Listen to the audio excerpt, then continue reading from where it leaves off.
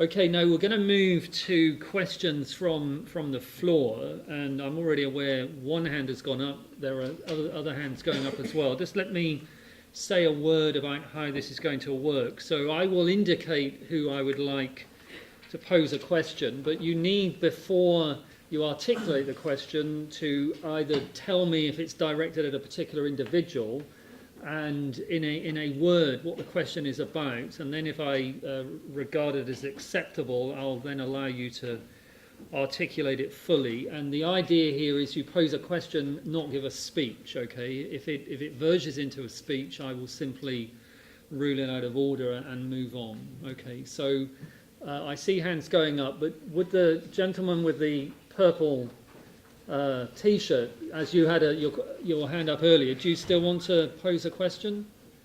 Yeah, I'll pose a question. Okay, what's it about? It'll be a different one. It'll be about Assad's popularity. Okay, far away. I was going to say, like, I think... Oh, yes.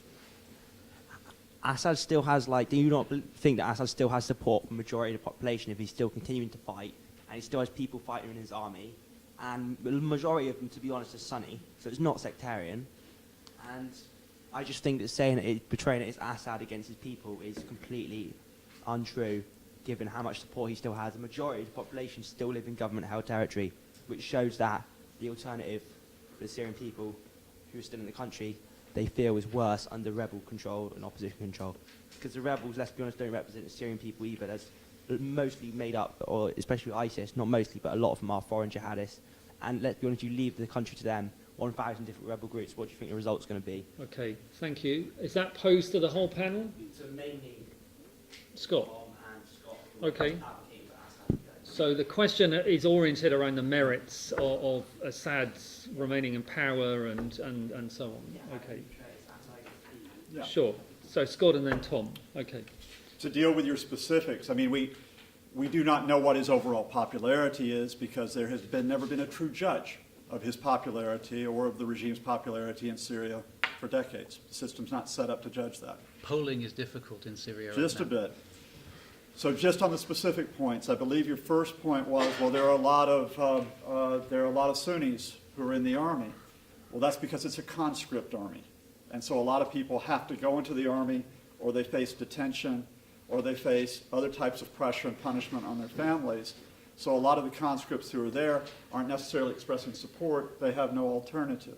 And indeed, one of the better way of phrasing it is that the Syrian military has had difficulty getting men even conscripted. They've had to use forced conscription, and that's been very difficult, which is why the Iranians came in to help create militias out of Syrians who might, and this is the interesting point, support Assad for various reasons. So it's the militias you should use to make your case. Secondly, the reason why the majority of people who are still in Syria, and remember, of course, that more than 4 million are not, is because in the regime-held areas, you are safe from being bombed each and every day.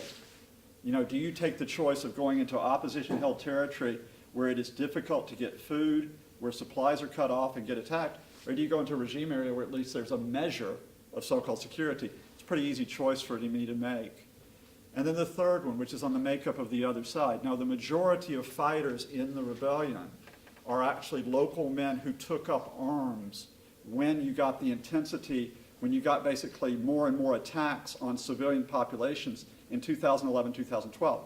Most Syrian brigades, this is why it's such a complex conflict, are like local brigades with a variety of names that exist. They may operate under certain umbrellas, but most of those umbrellas are Syrian groups. It is a minority of foreign fighters who are in those groups, with the exception of Jabhat al-Nusra, which of course is the group that's linked to al-Qaeda and which came in when it was linked to the Islamic State in 2012. Scott, thanks. Tom?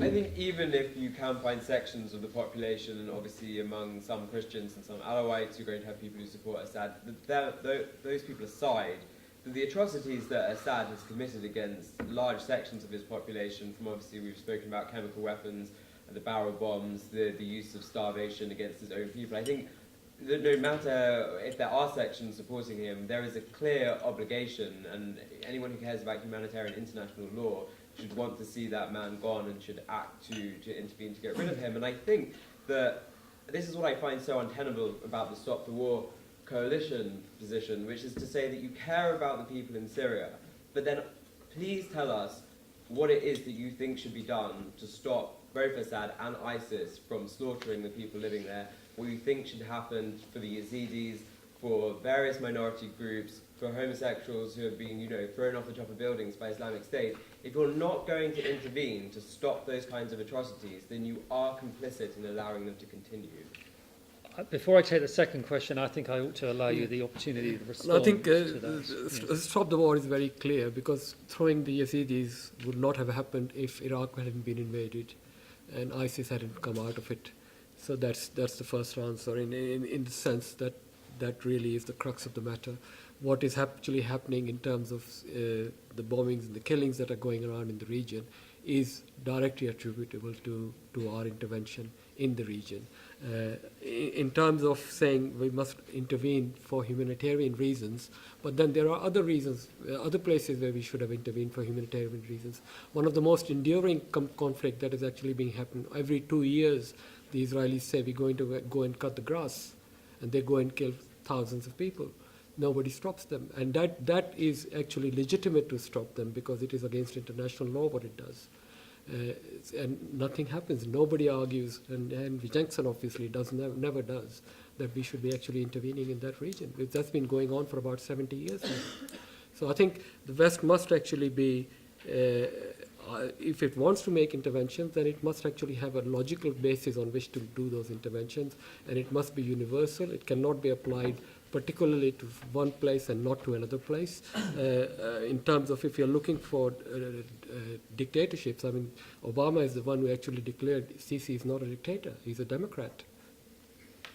Okay, the chap at the back, what is your question on, before you ask it? Just give us an idea. I have actually 4 questions to discuss. No, 4 is too many. So would I be using two? One is on the bombardment, and the second one is on the safe areas. Okay, that sounds like they're intertwined. Okay, please go ahead. Is this to the panel as a whole or to a particular individual? To Scott. Yep, okay. Sorry. Okay. The first one, Scott, you mentioned the solution, which is stopping the bombardment, ceasefire, stopping the anti-siege. Did you just forget about arming the opposition, which is now by the United States and other allies to opposition groups like Al-Nusra, Jaish al-Islam? Does arming those opposition is like throwing oil to the fire? And my second question is on the safe areas. Don't you think that safe areas are potential fertile soil for sleeper cells for future Islamic State components? I can give you the example of what happened in Mosul in June 2014. You have said yourself that ISIS has been created in January 2014 after oppressing the demonstrations, while there is a CNN reporter who said that ISIS members entered Mosul with only 400 fighters, while they were supported by 4,000 sleeper cells who were from inside Mosul and who were still there since 2006 from Al-Qaeda and also from former Ba'ath regime members like Naqshbandiya. Thank you.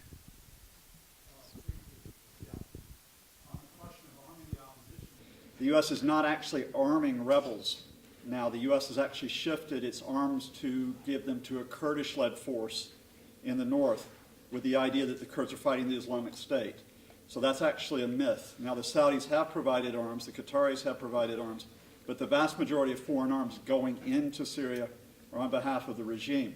But that doesn't get to the core of my question. Look, if you have ceasefires, meaningful ceasefires, then you deal with the problem of arms because you don't need arms to carry out aggression if the areas feel that they're safe. Secondly, on the sleeper cells question, that's reminiscent of the scare tactic of, well, you know, there must be ISIS sleeper cells amongst Syrian refugees who are coming to Europe, so we shouldn't accept refugees. There is no Islamic State in Idlib province, in the province which is almost completely held by the opposition and the rebels.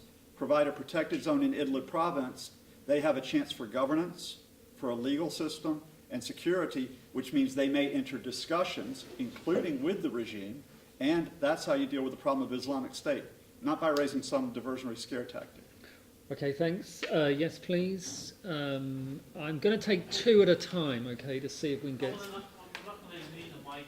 It's very interesting to hear the opinions of the respected panelists. I mean, name over there is my friend and colleague in the Stop the War Coalition and the Palestine Solidarity Campaign. The way I see it, right, Syria... Question, not a speech. Okay. Sorry, I'm not going to give a speech. I can't, I'm really terrible at speeches anyway. My question is that the war in Syria and Iraq is a theatre of operation in a much wider war called the war against terror. This is a big question. What is the end goal of the... How do you end the war on terror? How do you bring the sides to peace? How do you finish it? Okay, that's for the panel as a whole, I Yes. guess. Okay. What I'm going to do is allow Adam and Tom to answer that, as they haven't had much opportunity to speak. But I'll take one more, if you could just hold that in the air, which was the guy with the grey top, whose hand has been up for a while. Mine's sort of a little off that topic. I'm curious about Kurdistan and maybe devolution more broadly. Why isn't devolution like an option here, or is it an option? Which region would devolve? How would we redraw those lines? Okay, there's a nice way to link those two. Is devolution the big answer? That maybe is not what you had in mind, but I am trying to build a bridge here. So if Adam and Tom could address the broader question which you posed, and then maybe if Naeem and Scott could talk about devolution and try and keep it snappy. Okay, Adam. Yeah, well, good timing, because I did my lecture to my master's course on the war on terror this afternoon. So it's fresh in my mind, that very concept. How do you end the war on terror? As currently formulated, I don't think you ever do. I think it's a recipe for eternal war, and that's probably why the war on terror is not a particularly good concept or a good conceptual framework for counter-terror policy, as indeed is evidenced by the fact that it's been retired even by the Bush administration before it left office. I think the issue is that it came into being to reflect the fact that both domestically and abroad, a variety of things outside of what had up to that point been considered normal policy needed to be implemented in order to address the sorts of threats that after 9/11 it became apparent were too serious to be left unattended. But by characterizing it as a war, the impression was created that this was some kind of temporary emergency in which normal standards of behavior at home and overseas could be suspended pending resolving it, and then when that war is over, we go back to whatever we imagine the default is. It's become very clear that this long war, this struggle, whatever it is basically the new normal. That this problem of radicalism inflected with extreme violence is going to be with us for a long time, that whatever measures we take at home and abroad to try and address it are going to be with us for decades probably, and therefore whatever we value in terms of civil liberties at home and our democracy at home, and whatever standards we believe we have for ourselves in terms of our relationships abroad, we need to find a way to reconcile those on a permanent basis with what we're doing to address this problem. Because the framework that says we're at war today and when it's over we can go back to normal, that doesn't fly anymore. Tom? I think that the civil wars that we're seeing across the region at the moment and everything that happened after the Arab Spring demonstrates that within that region there are enough sectarian divides, there are enough conflicts between extremists and moderates and various different groups to keep themselves going for a very, very long time without Western intervention. And whether or not we choose to wage a specific war on terror, I think that will manage to keep itself going as things look. This is something that could take, if they follow the same model as Europe, centuries to work itself out. Obviously, we very much hope that it won't. I think that if you're talking about meeting the challenge from violent and extremist Islam, that we might start by looking at those countries who are funding proxies and who are sort of bankrolling the spread of the ideology that is causing much of these problems. And I'm thinking here of both Saudi Arabia and Gulf states as well as Iran. And also, I guess I should just pick up on the Kurdish issue and the issue of devolution. I think that what we've seen, the Iraqi-Syrian border has sort of ceased to exist where Islamic State is, and we have sort of seen a breakdown of the traditional nation-state model in that part of the world. Whether I don't know whether a new formulation is going to emerge there, but it is possible that with various ethnic groups that don't wish to see themselves as part of these nation states anymore, that something along the lines of devolution of confederacy might be an answer.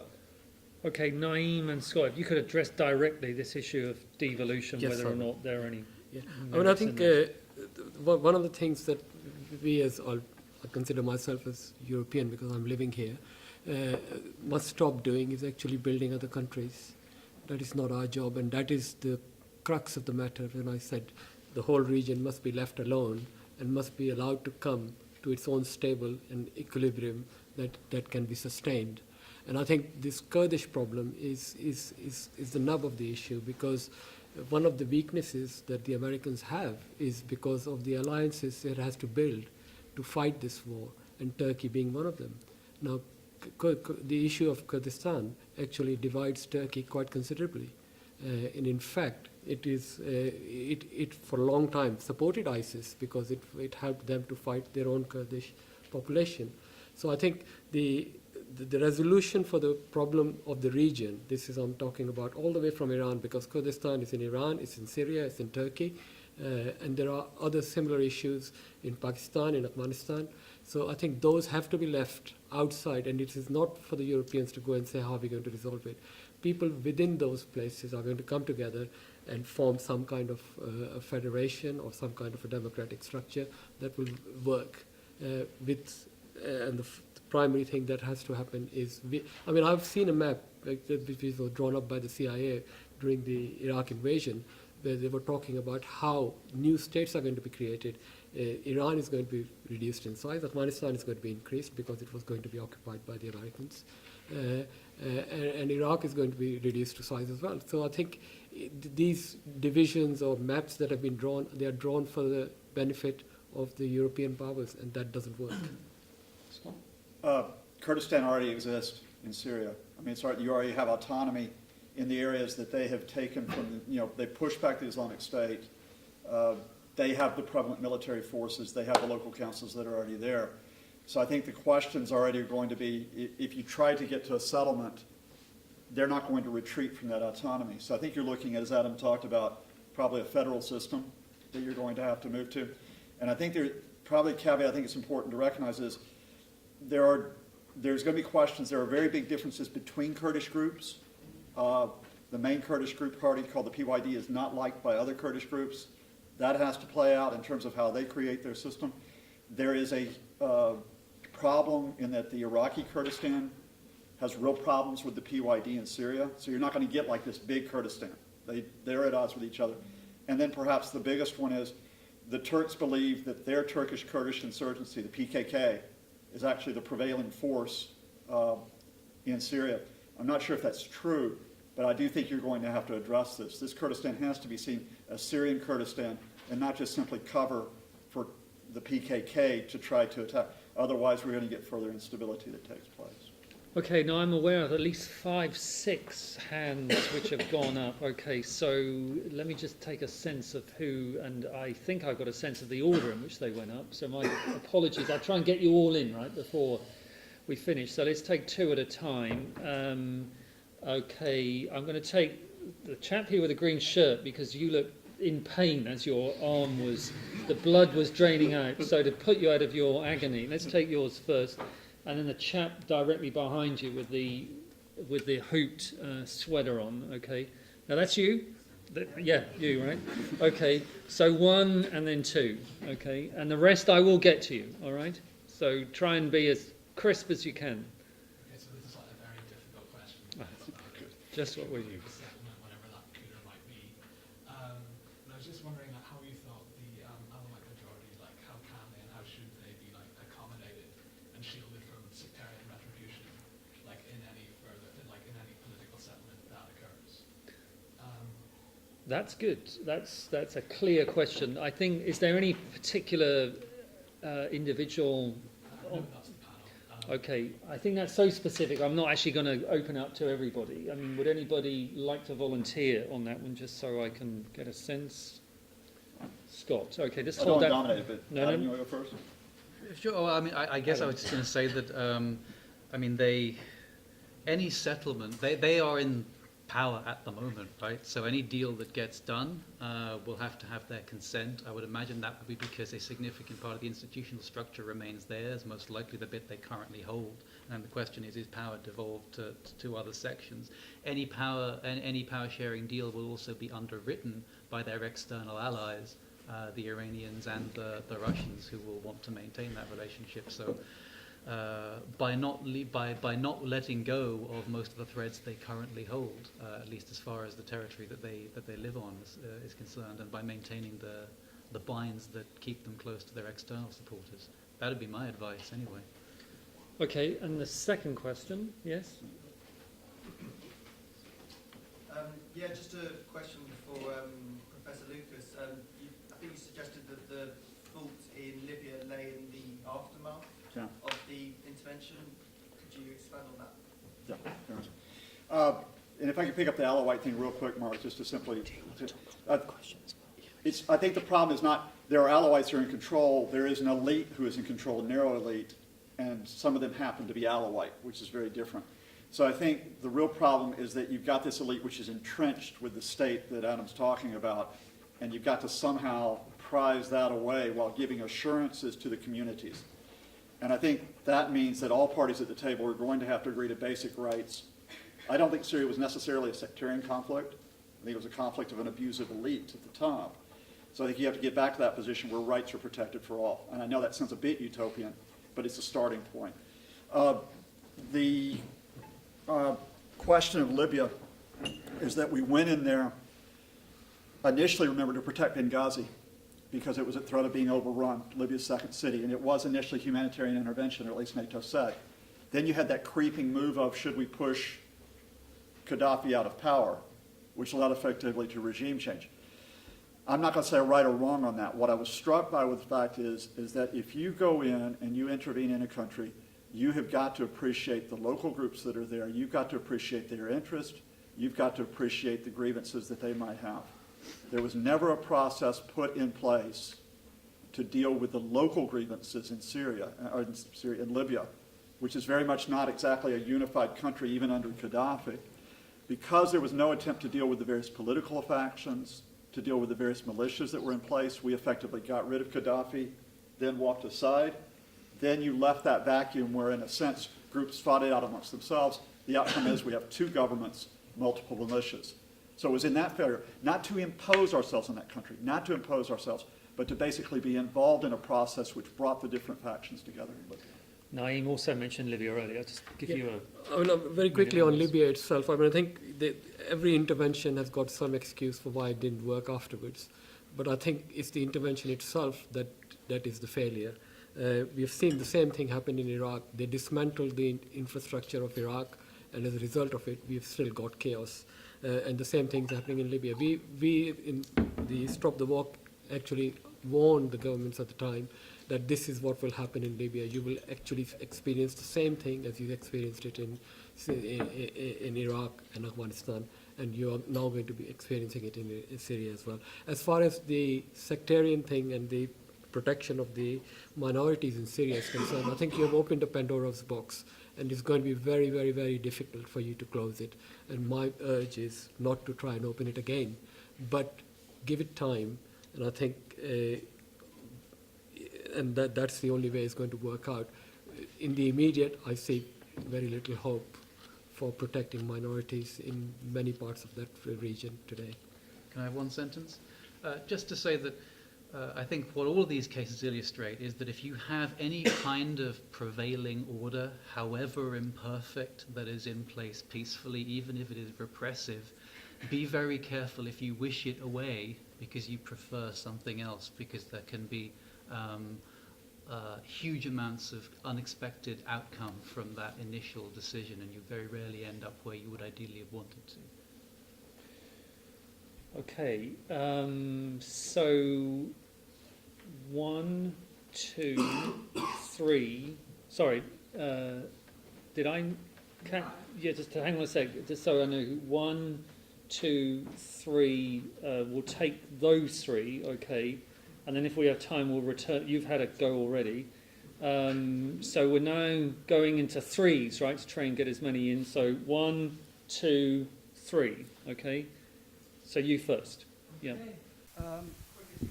I have a question concerning the future of Syria, and I want to, it's maybe straightforward, but why not take out Assad and send troops there to stabilize the region? That was quick and to the point, thank you. Sophie? Thank you. Do you feel that the Gulf states have a role to play in this, and would it be appropriate for the international community to put pressure on the Gulf states to take a larger role in the Syrian crisis? You, and then at the back with the white T-shirt.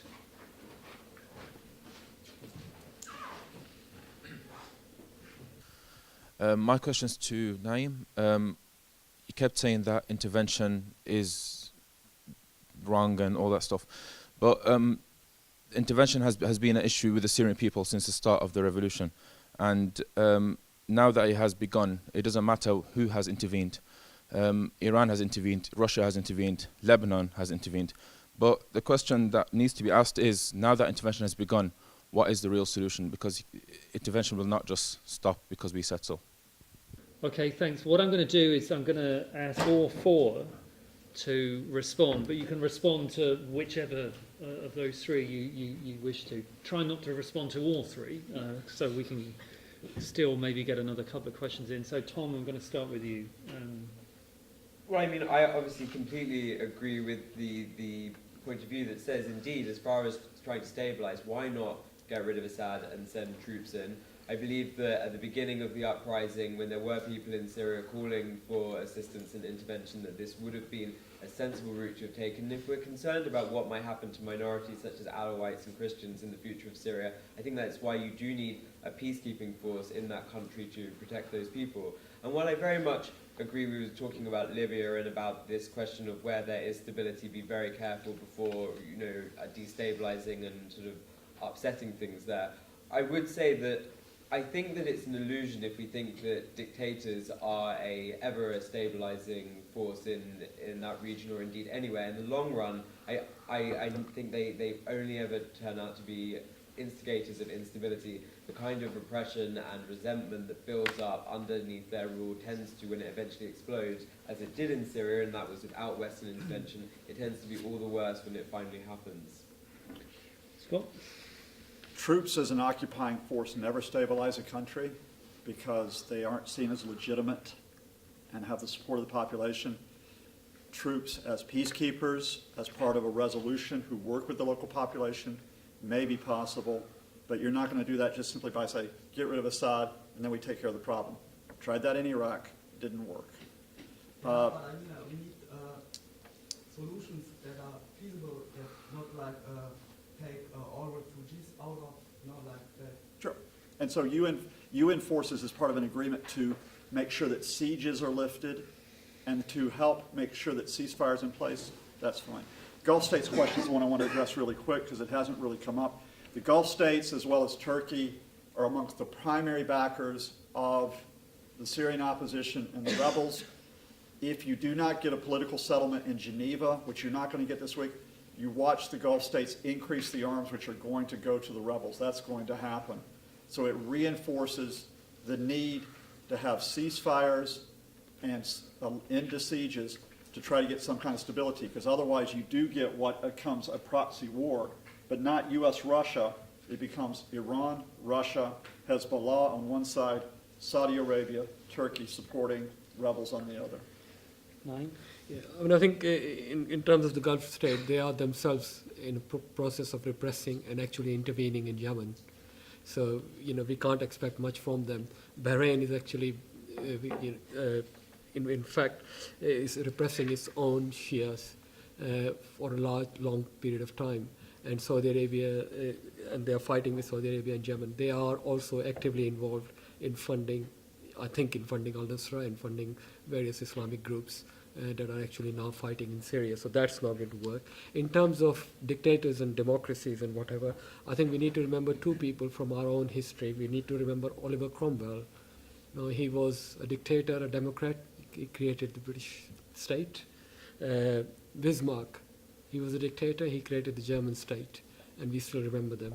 So I think we got to allow that same processes to take place in those countries as well. It will take time, as it did in Britain, as it did in Germany, as it did in Italy.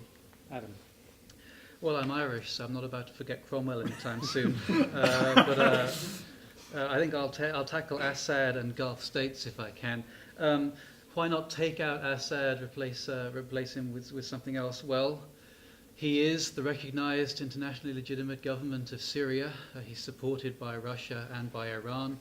The United Nations Security Council, therefore, sure isn't approving anything like that.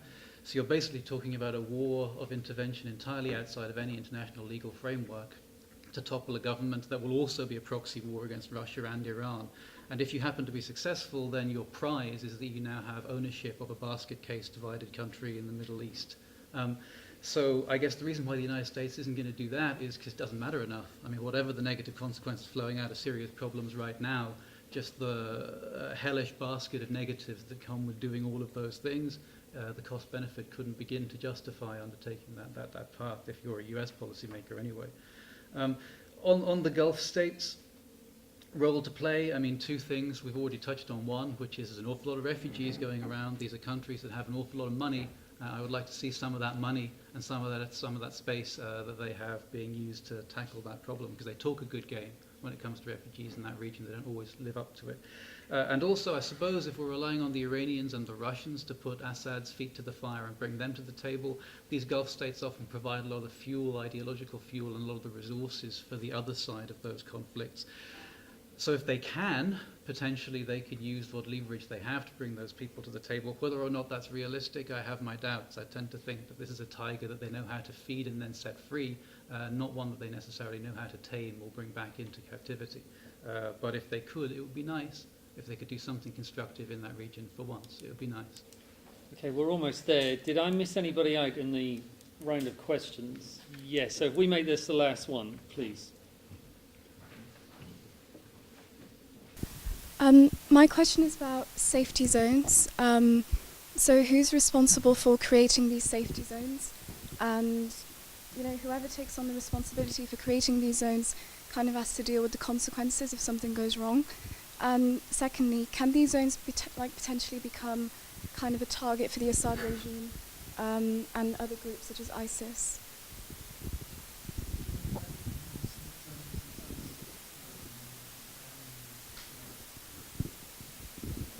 You don't all have to answer that, but answer if you like. I could say one thing about it, if I could, which is simply that I think a problem with the safe zones is that if you put a zone in which people are not allowed to engage in activity, or in which a government is not allowed to engage in military activity into a war zone, the possibility is it becomes a base then for those who are the opponents of that government. So if the international community imposed a safe zone within Syria that it was using force to prevent the government of Syria from entering into, it would then be undertaking a responsibility to prevent the use of that zone effectively by the enemies of the government of Syria.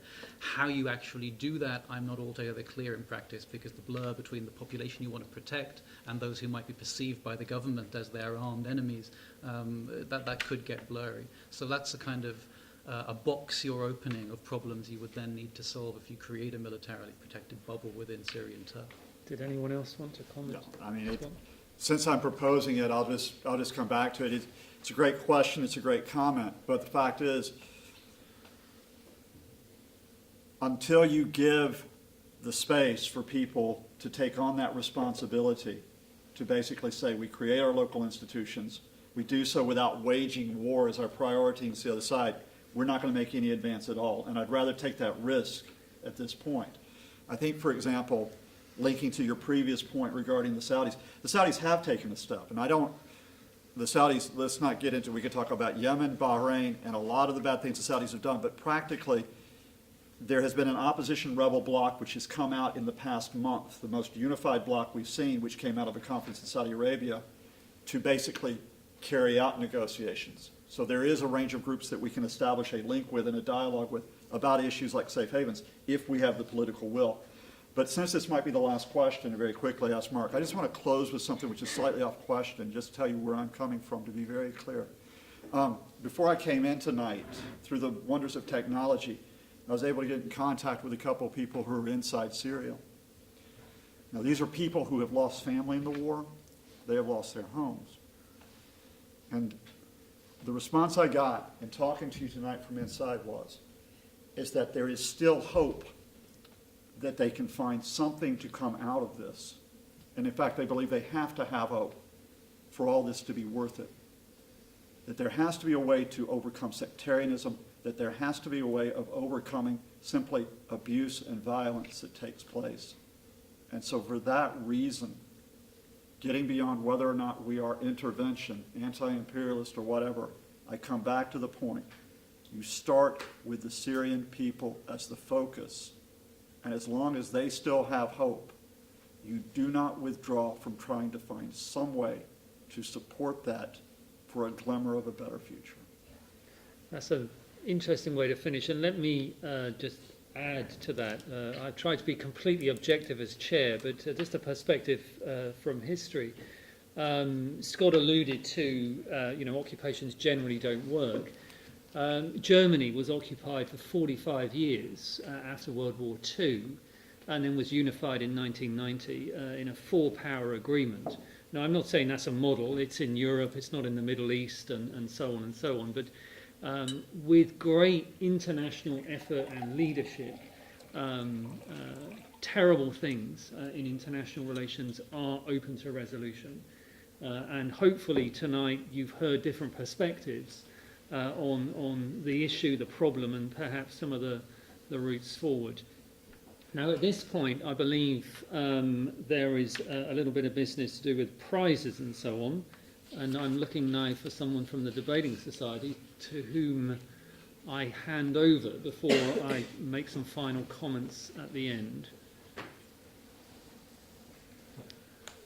Please. The three speeches, I think it's four actually, four speeches or questions that were given by the audience will be awarded. So can I just ask if you all would like to remain just like 2 minutes after the debate finishes to collect your prize? And also just a quick word from Public Debates. This event would not have been possible without the excellent panellists that we've had, as well as you've been amazing, a great chair to have in this debate. And also just Mara, Matt, and Shanze have been amazing to work with. Without whom this event would not have been possible either. So Public Debates have worked really hard to pull off this event, and we really appreciate you all coming. It's so nice to see university students interested in something that could be one of the worst humanitarian crises of our time. So we really appreciate everyone turning up. Thank you.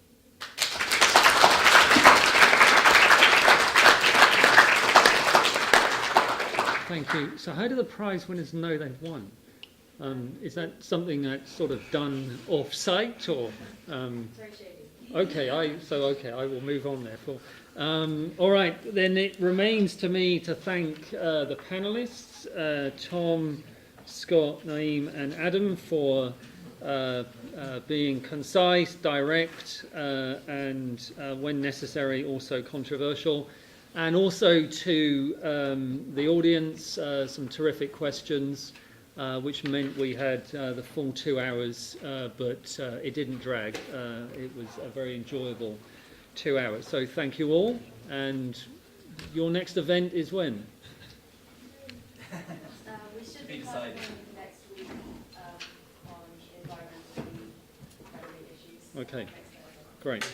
Thank you all. So okay. One last quick word from me. Please do check us out on Facebook to look out for details on the next event. If any of you are heading back tonight, walking through Selly Oak and want somebody to walk with, a lot of us will be heading that direction, so head around, stick around at the end, you can walk back to us. But other than that, thank you.